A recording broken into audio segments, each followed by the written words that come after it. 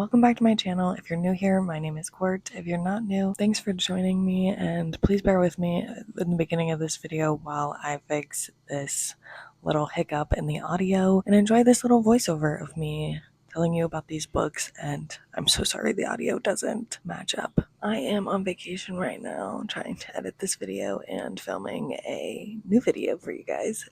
However, welcome to my winter TBR and my winter recs for you guys. The Puck Arrangement by Trinity Lim. Both of these books, it's a duet. The first one's a Puck Arrangement, the second is the Ice Match. It is a book about roommates where their housing gets mixed up in college, and two guys who think they're getting a double room and two girls who think they're getting a double room end up in a quad and romance sparks. And it's also a hockey romance. It is such an amazing book. I absolutely love and recommend this for the winter because it is a hockey romance and it's set in the fall semester at college. I know I didn't have any sound to recommend the book Unsteady to you guys. I was reading a quote and I'm not for sure which quote it was, but this book has amazing quotes and it's a hockey romance and I highly recommend this book. It's one of my favorites of this year. I absolutely adored this book. I love Peyton's writing. I cannot wait to read Unloved. If you like Binding and Keeping 13 or the Boys of Tommen series, I know you'll love this book. The next romance I have for you is another duet, is the Just Yours duet. The first one is Just Don't Call Me Yours. Both are by Heather Garvin. I rated both of these 5 stars. Both books follow the same couple, so you do have to read them in order. The first one, it's kind of a hate to love. They are neighbors in their college dorm, and he plays his guitar too loud, and she's trying to study. And then one day, they're sitting at their little ice cream parlor in their college campus, and he just kisses her, and she doesn't like it. It's so good. He joins a band. There's so much Taylor Swift references in this book. The playlist for this book is perfect. I was listening to the playlist while reading this book, and a song that they would mention would be playing in my ears, and it was just the perfect all-around amazing reading experience, one of the best I've had in a long time. These characters are so funny, so relatable. I loved them so much, and the second book put me to tears. I loved them. They made my entire year. The first one came out in the early 2024 and the second one came out later 2024, but I feel like you could read this anytime and absolutely love it. This is specifically set in the fall semester of college, so I think that it would be a good winter time read because it is set in the fall winter semester of college. Next, we're going to move into some literary fiction classics, dark academia, just not romance. Basically everything else that's not romance or fantasy or holiday is thrown into this category. We're starting out strong with my top read of the year. Spoiler alert, If We Were Villains. If you didn't know that this was my top read of the year, you do now. I talk about this book nonstop. I won't ever shut up about this book. I think about this book every single day of my life. It changed my life. This book follows a group of 6 Shakespearean theater students, but they only specifically study Shakespeare. They talk in sentences in their normal life with Shakespearean quotes, and they know what they're trying to say to each other. I found it so interesting. I underlined so many parts of this book. There is a little bit of a mystery and a past-present timeline going on that you're trying to figure out in this book. There is a lot of romance. There is a lot going on in this book all at once, but it doesn't hit you until the very end, and then it just hits you all at once. And you're so encapsulated by it. It is one of the best reading experiences that I've had that was not a romance book in my entire life. The way Shakespeare is written into this is very simple. If you do not understand Shakespeare and you do not know a lot about Shakespeare, you will be easily able to follow along. It's also written in play form. The chapters are written as scenes instead of chapters, and there's different acts instead of parts in the book. And I thought that was so cool to tie that in to a Shakespearean type book. I absolutely ate it up. I have read it 2 times since reading it my first time, and it gets better every single time. I want to read it again immediately. The next book I picked up at a little free library just on a whim. I heard little to nothing about it, and then I read it, and it easily became another one of my favorite reads of all time. It's A Storied Life of A.J. Vickery by Gabrielle Zevin. It follows A.J. Vickery, and he owns this little tiny bookstore on this island called Alice Island. The only way to get there is by ferry. It's off this East Coast pier somewhere. It's just amazing. The vibes are so good. I feel like if I would have read it in the winter, I would have loved it even more, and I don't know if that's possible. I read it in like June, I want to say May or June. You're following AJ Vickery, and in the beginning of this book, he owns one of the like collector's editions or first print editions of Edgar Allan Poe's poems that are not written under his name. They're written under kind of like a pseudonym, and they go missing. And so there's that thriller going on in the background, while also one day a baby shows up in the bookstore, and AJ Vickery decides he's going to take care of this baby. So you just follow this grumpy old man and his life, and how he decides that he's going to take care of this baby, and it changes his life forever. It's so beautiful. The writing is so good. It brought me to tears. I highly recommend this book. I don't want to spoil anything, but if you've read this book, please talk to me about it, because I love talking about this book. The adaptation to the movie is also so good. I love the Lucy Hale in the movie, and the guy that they got to play AJ Vickery, perfect. He perfectly personified AJ Vickery into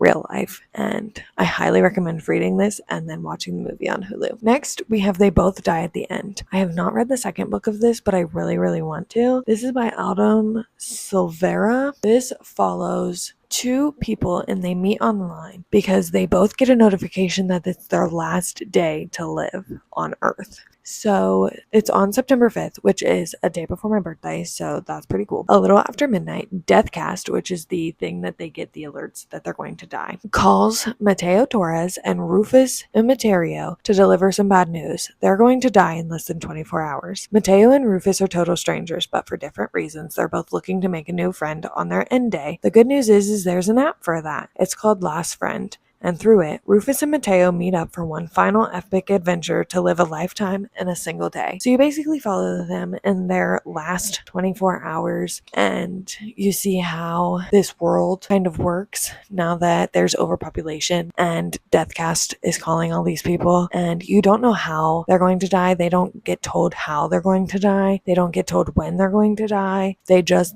know that they're going to die within these 24 hours, and you just have to follow their story to see how or what comes about. But I read this about 2.5 years ago, and absolutely loved it. I really want to do a reread and continue on, because I believe there's some other ones in this type of world or series, and I absolutely love his writing. I remember being so captivated by this and being such a sob fest when I read this the first time. I actually took notes while I read this book. That's how good it was. I absolutely loved it and highly recommend for the winter. Next, we have a recent read. Can you see that? It's Dead Poets Society. I'm not sure if this book was made into a book because of the film, or if the film is based on this book. It says a novel based on the motion picture, so I believe that this book is based on the movie. I haven't seen the movie yet. I need to, because I loved this book. 5-star book. Made me cry. It follows this group of kids at this all boys academy, and there's a new teacher in town who used to attend this all boys academy, and he kind of tells them about his time there and how he was a part of this society called the Dead Poets Society. So the boys try to restart this society, and you just see how these boys take something so special and unique and make it their own. And it's just such a captivating story. It's so short. It's such a great story. You fall in love with the characters so quickly. I loved every single character in this book. 5 stars. Amazing. Dark Academia. Perfect. Loved it. And lastly in this category, we have Rebecca by Daphne du Maurier. I read this a couple months ago too. This is, I believe, considered a classic now. This is a thriller, and you're following a new wife of Mr. Maxim de Winter, and you never really know her name or learn her name. She's just called Mrs. de Winter in the book. However, the old Mrs. de Winter died, and her name was Rebecca. So you're kind of following how the servants and the house treats this new Mrs. De Winter and what happened to Rebecca and the whole plot behind basically why Maxim is the way he is. This story, the beginning is a bit slow, but you just have to get through like the first 3 chapters and then it picks up and you will not want to put it down. Mrs. De Winter keeps uncovering secrets about Rebecca because she literally just steps into her shoes and does everything that she was doing. The servants kind of just replace Rebecca with this new Mrs. De Winter, and she just steps in there like Rebecca never even was, or she's the new Rebecca. It's such an interesting story. It kept me so captivated in that last little bit. I got this at my local bookstore, really discounted, and it's the best purchase I've ever made. I absolutely love this book. I buddy read this with my grandma and we both loved it so much. I highly recommend this if you're looking for a good winter thriller book. And also the remake of the movie, I believe it's the 2020 version, 8 Down. So good. Highly recommend reading and watching. Our next recommendation category is going to be all of the fantasy books. If you, like me, are in a fantasy mood this winter time, these are some recs that I think that you should read if you haven't yet. They're pretty basic fantasy recs. Starting off strong with Powerless by Lauren Roberts. I love this entire series. Yes, I know I'm basic. This one is a 5-star. The novella is a 5-star. Reckless is a 4.75, 4.5-ish, but this entire series is so good. I absolutely love these characters. Peyton Gray is amazing. I love that female main character so much. She is such a baddie. Cannot wait to read Fearless next year. I'm not sure when it comes out off the top of my head, but I absolutely cannot wait to read more in this series. The cliffhanger in Reckless, if you know,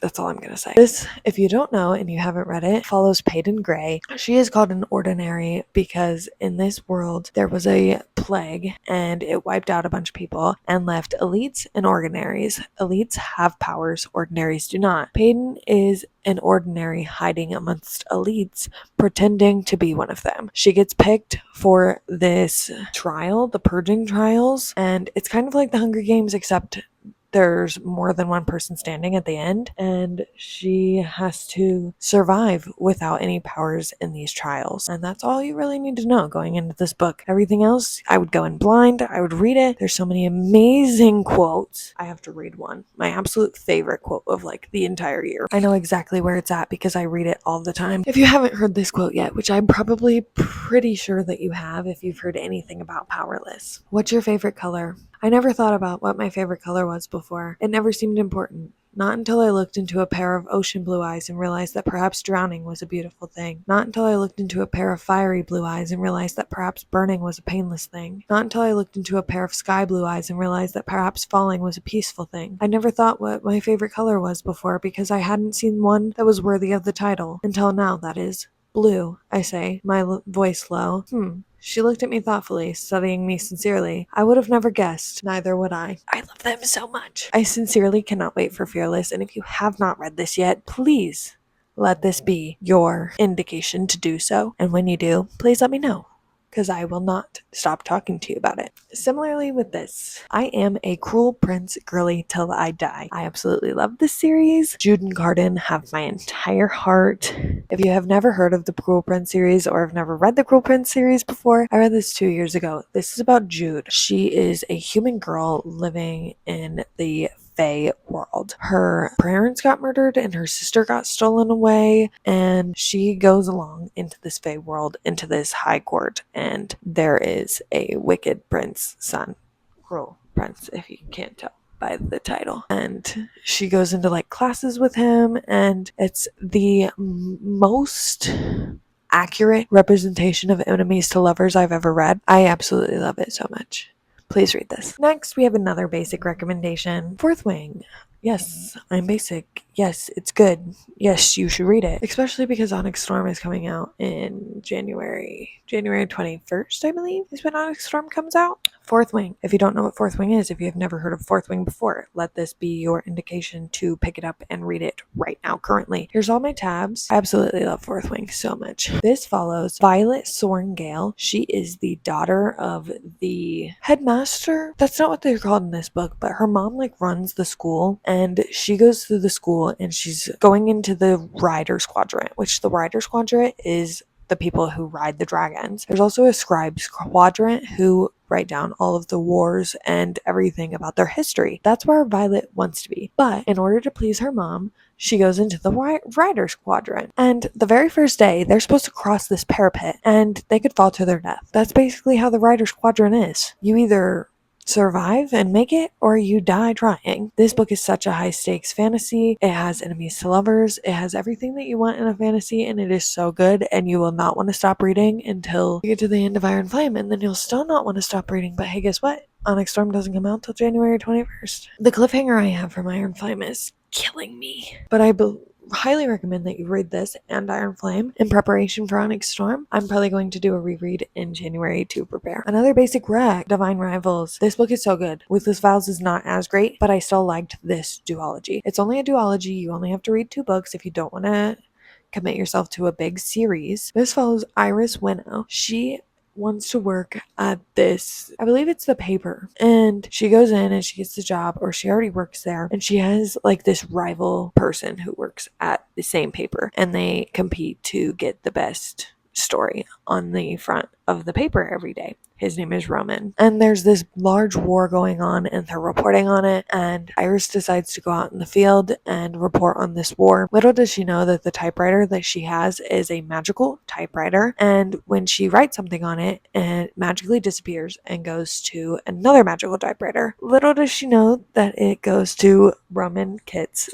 typewriter. Roman knows that Iris is writing him. Iris does not know that it's Roman on the other side. So you just follow them writing letters back and forth, how the war is playing out. There's gods, there's humans and mortals, and this world is so dynamic, yet so amazingly written. I did not put this book down until I finished it. I picked it up and didn't put it down until I finished it. I think I read it in one sitting. The writing is so good. The typewriters and the writing in here just feels like it's from another era. I'm not really sure which time period this is supposed to be written in, whether it's the past or the present or the future, but either way, it just felt so mature. And it's a YA fantasy, I believe, but it felt so mature and just like a breath of fresh air. It's such a unique concept, and I absolutely ate it up. Hey, another basic fantasy rec. ACOTAR. If you haven't read ACOTAR, what are you doing? Literally go pick it up right now. I'll wait. Here, take my copy. It follows Feyre. She is basically providing for her entire family. Her dad has like a hurt leg, and her sisters are doing nothing after their mother died. So she is basically going out and hunting and providing for her family. One day, she kills this wolf, and it's actually a fae being,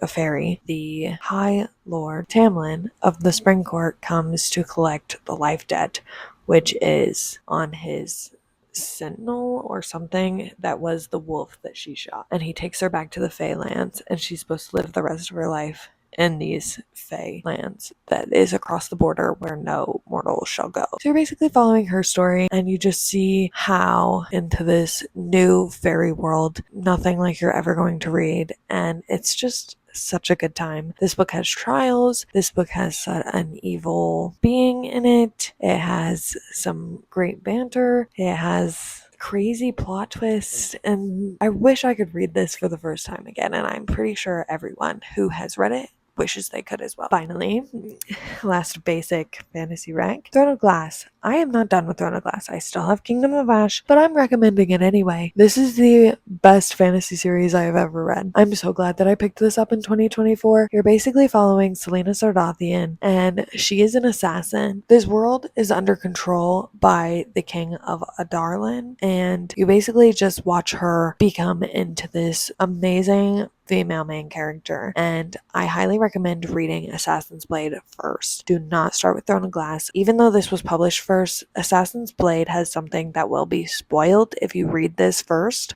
It's the prequel. Read it first. I highly recommend doing it that way. I did it that way and would have regretted not reading it first if I did it some other way. I just finished the tandem read. I also recommend doing the tandem read. It was so good. Loved every second of it. And finally, the last kind of fantasy-esque recommendation, I have the Infernal Artifacts series by Raylan Kimmy. The first book in this little series is Corpse Walker. The best way I can explain this series is that there's going to be multiple different Corpse Walker books. There's going to be multiple Corpse Walker books And then there's also other book titles in this book series that will have second, third, fourth books. It's basically like the Marvel Cinematic Universe all mixed up into one big book series. Corpse Walker is the very first one out. It's the first one I read. It is a historical fiction. It's got fantasy, historical fiction, and magical realism in it. You're following Hayden, our main character. He was very hurt in battle in Pearl Harbor, and then one day they ask him to return to battle because some very mystical, magical things are happening, and all of a sudden he's no longer hurt. There's a supernatural group that is controlling the Japanese forces as the country drags the United States into World War II.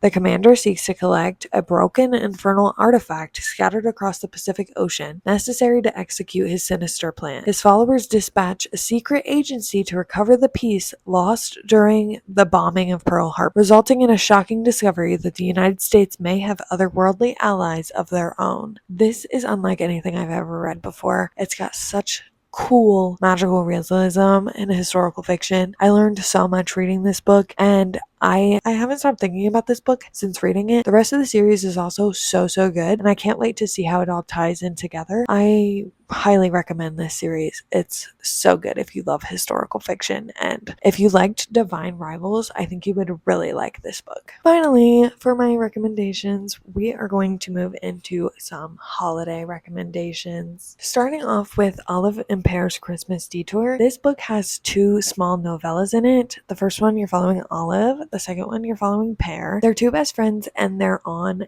different road trips to their Christmas destination. The first is called Snowflakes in Seattle, and the second one is called Married in Maldives. It's one Christmas and two magical love stories. The first misses their Christmas Eve flight to the Maldives with her best friend, and she's stuck in Seattle. And the second one makes it to the Maldives and ends up having her own love story there on her own. I highly recommend this. I loved both novellas. If you want this copy specifically, I believe it's on Kindle Unlimited, and you can get both novellas in one book. Next, we have A Little Magic by Lindsay Lanza. I absolutely ate this book up last year, right before Christmas. This follows Ellie and Theo. This book has a past and present kind of timeline. You're following how Ellie goes back to Vermont after not being there since high school, basically, because she does not want to be back to see her childhood love, Theo. Theo is her brother's best friend, and she fell in love with him when they were both very young.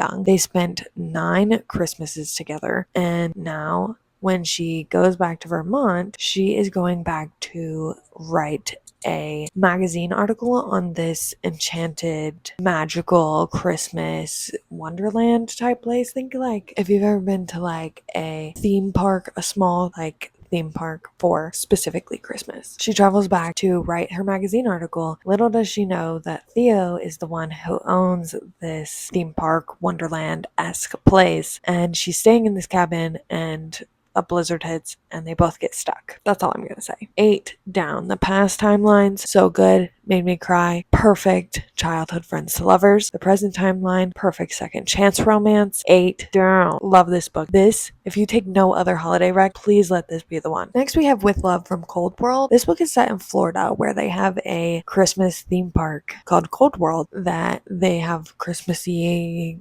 cold-esque events and activities because it doesn't get cold in Florida. You're following Lauren and Asa, who are both workers at Cold World, and she thinks that he hates her and just wants to tease her, but little does she know that he has liked her this entire time and has been crushing on her, and something happens where Cold World might no longer exist, so they have to work together to save their most precious Cold World and their workspace together, and they may or may not fall in love on the way. My last physical rec that I have, the other two are ones I read on my Kindle. The last one is Love Light Farms by B.K. Borison. I absolutely loved this. I read this at the perfect time. It follows Stella, who owns a Christmas tree farm, and Luca, her best friend, who agrees to fake date her because she tells the magazine coming to do an article on her Christmas tree farm that she runs it with her boyfriend. This is the perfect rom-com, such a Hallmarky type feel of a book. I ate it up. I absolutely love them. I haven't read the rest of what is this series called? Is it just called Love Light Farm series? The Love Light series? I haven't read the rest of the books, but this one specifically, I absolutely love, and I'm hoping to get to the rest in 2025. Another Christmassy novella that I recommend, I don't have the physical copy, but this is one of my favorite books to reread at this time of the year, is Set the Record Straight by Hannah Bonham Young. She is the author of Out on a Limb. This is a sapphic romance, and you're following your two main characters. They come home for Christmas and they realize that they are maybe just more than best friends, and it's a lot about understanding and accepting and the meaning behind Christmas and the meaning behind the word home, and it really touched me and I absolutely ate it up. I sit one day every December and specifically read this book. There's a cat. The cat is the main character in the book. I absolutely love the cat in the book, and I cannot wait to reread it this year because I look forward to sitting down and rereading this book specifically every single year. It eats so good. It deals with a family acceptance on both sides, positive and negative, so well and so delicately, and I just love it so much. 5 stars for a novella, and it is this one. So good. Highly, highly recommend. Now we're going to move into some New Year's holiday books. First, we have Midnight Repeated by Danny McLean. This is the first in the movie Magic novellas. You don't have to read them in order, but I recommend reading them in order because it kind of follows along with the seasons. The first one is set on New Year's Eve, and it is a Groundhog Day trope. This follows our main character, Lori, and her next door neighbor and best friend. She wakes up, she breaks up with her boyfriend, she quits her job, she does a bunch of stuff. She goes to bed and she wakes up and it's December 31st again. Lori can just never make it to New Year's Day. But little does she know that the answers to all of her problems is in her next door neighbor, Max, and he's the one wearing this cute orange sweater right there. Another New Year's rec that I have is Same Time Next Year by Tessa Bailey. I believe that this is set on New Year's. I read this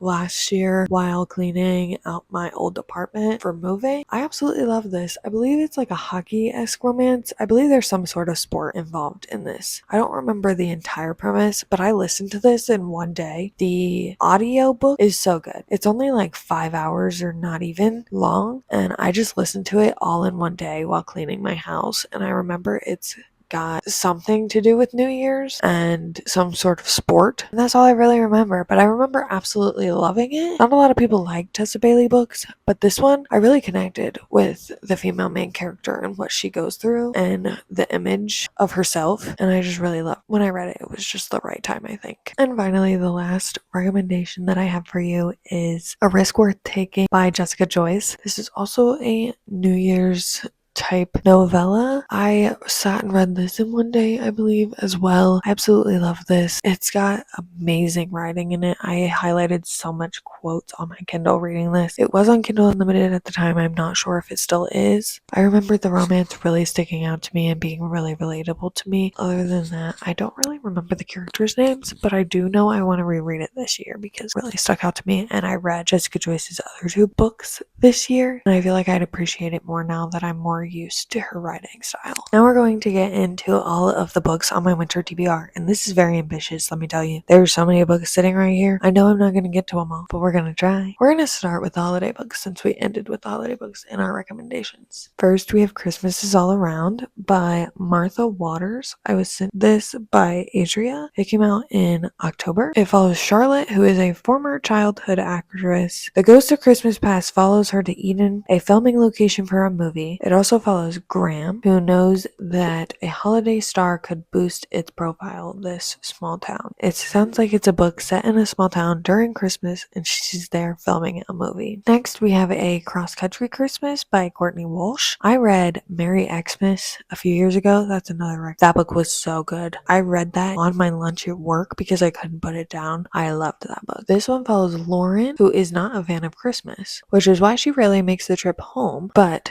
she and her brother's best friend Will are going home for the holidays together to see her brother because he is expecting a baby. That's what this one's about. That sounds really good. Next, we have The Christmas You Found Me. This was sent to me by Sourcebooks Casablanca. This has the single dad trope in it, and it follows a small farm in Idaho. Guy is the MMC, and his 4-year-old daughter Emma needs a kidney transplant. But if Guy can't prove financial stability, she won't stay on the transplant list. And it also follows Sienna, who has taken care of their wild Idaho land for generations, and she can't imagine any other life. But at Christmas time, with her painful marriage finally over, it's full of memories and incredibly lonely. Until a tall, handsome stranger and a little girl walk into her life, and suddenly the holidays are alive again. This sounds so good. I can't wait to read this. Next, we have The Christmas Eve Love Story by Jenny Baird. This is another Groundhog Day situation. It follows Annie, who designs department store windows for this store in New York City, and kids keep ransacking her looks and her windows until a tall, friendly security guard named Braden Tate helps repair the damages, and she starts to head home and reluctantly spend the evening alone watching rom-coms with her cat. Romantic, right? When Annie wakes up the next morning, she's bewildered to find that it isn't Christmas Day at all, but Christmas Eve all over again. Next, we have The Lodge. This is by Kayla Olson. She also wrote The Reunion, which sounds very familiar to me. However, I have not read that. This follows Alex, who is a ghostwriter, and she is given a room at this lodge in Vermont. And then she starts taking ski lessons with Tyler. And then it becomes kind of a romance with a little bit of a thriller plot as she tries to find out who she's writing this memoir for's secrets and unwind all of that mystery. This one sounds really good as well. Next, we have Any Trope But You. This follows Margot and Forrest. Margot is a writer, but she doesn't believe in happily ever afters, so she writes happily never afters on a document, and one day it gets leaked, and she gets canceled by all of her readers, and she gets dropped by her publisher. So she goes to a remote 6-week stay in Alaska, and Forrest had a dream job as a cancer researcher, but unfortunate things happen and he has to quit and become a bellhop at said resort. So these two come together, and it says, as long snowy nights and one unlikely trope after another draw Margot and Forrest together, they'll each have to learn to overcome their fears and set aside their assumptions before Margot leaves or risk becoming a happily never after story themselves. For the 2 hockey romances that I would like to get to this winter, first we have Icebound by Meredith Trapp. I'm not entirely sure all of the details on this one. This is the probably smut version. It is in the Boundless Players series. It says a sizzling, laugh out loud hockey romance full of spice, smooches, and swoons. I'm very excited to read this one. I've heard nothing but good things. Next, we have Unloved. This is the second in the same series as Unsteady is. This comes out in February. I was so lucky to get an art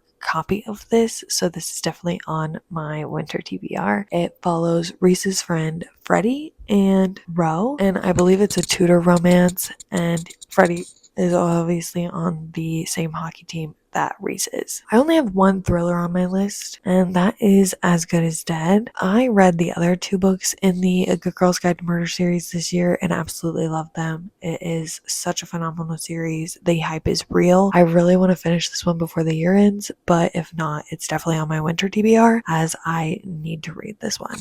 If you don't know what the Good Girl's Guide to Murder series is, you're following Pip. She is doing a project for her school in the first one, and she solves basically a murder that the town thought was already solved that happened in her high school a few years ago. And as she moves on the second one, she becomes famous for solving that said murder and has a podcast. And in this one, it just keeps going down that rabbit hole of her finding more secrets out about this town. I'm really excited to get to this one. As I said, my winter is full of fantasy books.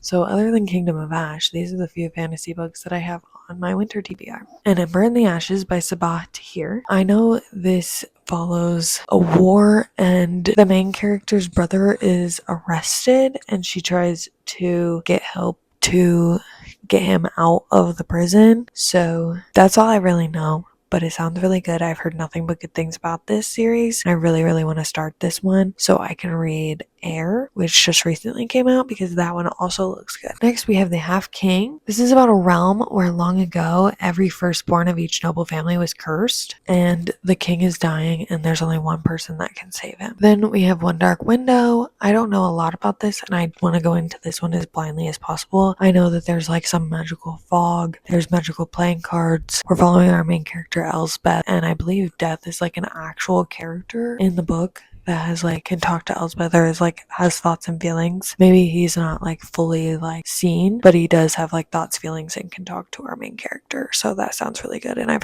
literally heard nothing but good things. Everybody says that this is like one of their top reads of the year, so I'm very excited to get to this one. Next, we have the Harry Potter series. As I mentioned before, I buddy read a bunch with my grandmother, and this is our next buddy read together. We're going to be starting the Harry Potter series. I read the first few books back when I was in school, but I never got to the last few books, so I'm really excited to start the series over again and form new opinions and reintroduce myself to this world in book form. And lastly, for my fantasy TBR, for my winter TBR fantasy books, we have Crescent City. I have the whole series on my winter TBR, but I only brought down the first one because this one's already big as it is. I want to read Crescent City. I'm about done with Kingdom of Ash. I've already read all of ACOTAR, so Crescent City will be next. I don't really know a lot about this. I know some of the characters' names, but I want to go into this as blindly as possible as well. I'm really excited to finally get to this series.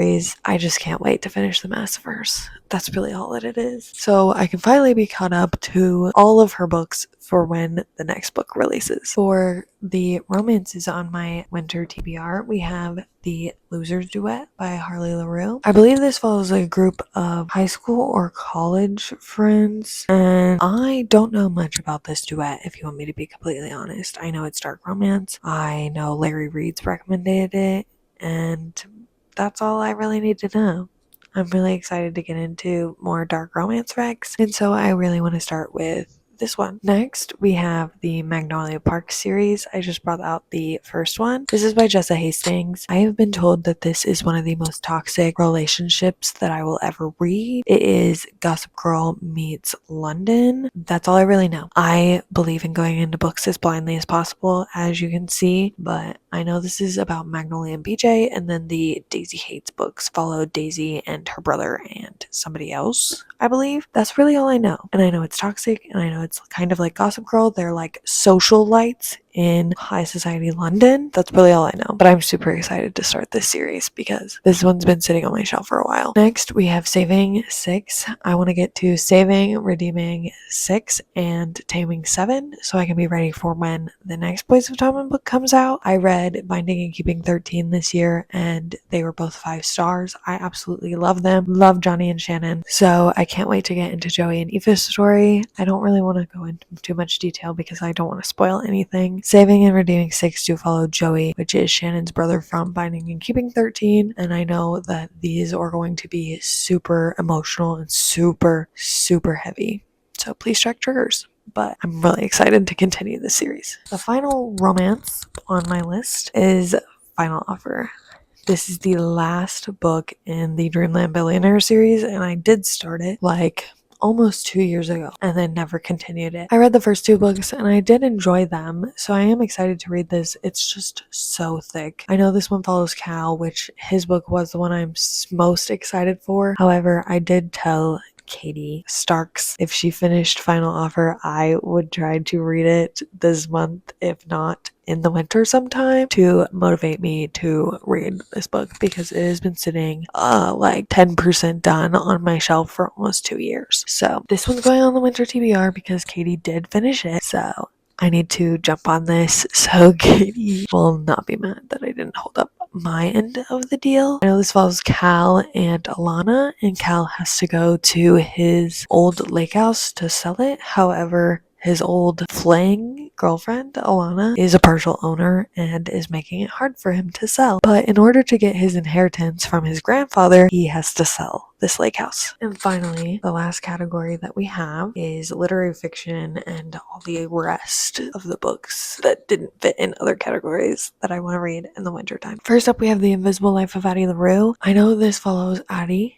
who she made a deal, I'm not sure who with, but she is immortal, and the catch is every time that somebody leaves the room, they forget about her. So she has an invisible life, and it follows her through centuries and centuries of her living her life like this. And I've heard nothing but good things about this, and I cannot wait to pick this one up. Next, we have The Seven Husbands of Evelyn Hugo. I know this follows Evelyn Hugo, that's like a big movie star. That's pretty much all I know. I like going into these kinds of books as blind as possible without any spoilers, especially well-liked books as much as this one, but I do want to get to this one really soon because my best friend recently read this one and absolutely loved it. Next, we have A Man Called Ove. I've heard this compared to A Storied Life of A.J. Vickery, and that's why this is on my list, because I absolutely adored that book. So I think I really would enjoy this book. And I know there's a movie called A Man Called Otto, and I really want to read this and watch the movie. Next, we have The Familiar by Leigh Bardugo. This was on my 24 for 2024, so I'm going to try to read it this